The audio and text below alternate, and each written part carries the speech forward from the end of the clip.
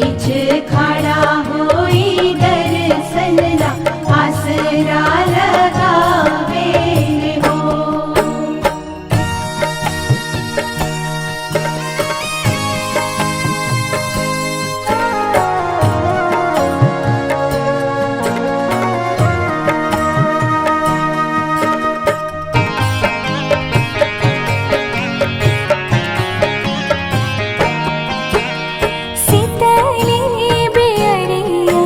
शीतल तुझे पनिया कब देव देवता तुम आके दर्शनिया।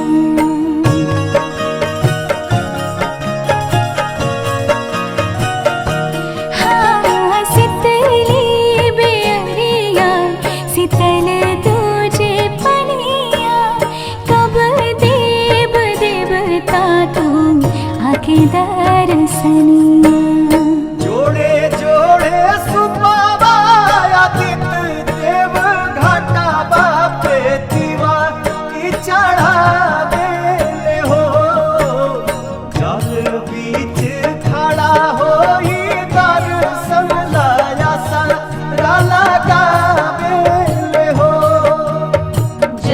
बीच खड़ा होई दर्शन ला आसरा लगावे हो।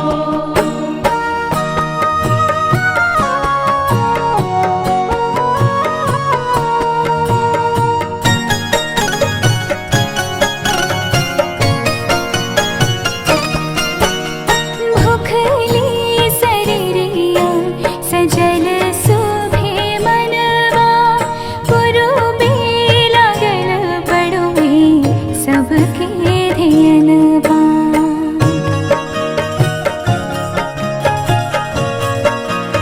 हाँ भूखली शरीरिया सजल सुभे मनवा पुरुबे लागल बड़ुए सबके ध्यानवा। जोड़े जोड़े दौड़ाए दीनानाथ घाटा बापे दीवा की चढ़ावे हो।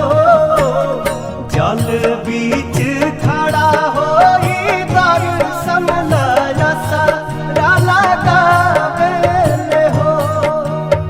जल बीच खड़ा होई दर्शन ला आसरा लगावे हो।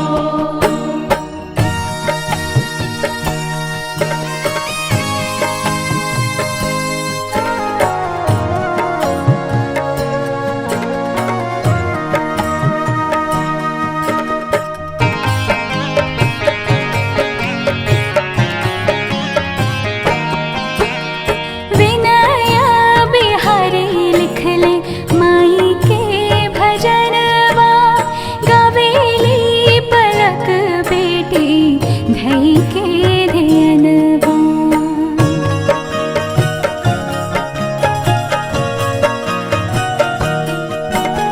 विनया बिहारी लिखले माई के भजनवा गावेली पलक बेटी धई के ध्यानवा। जोड़े जोड़े प्यारी गंगा मैया घाटा बापे दीवा की चढ़ावे हो।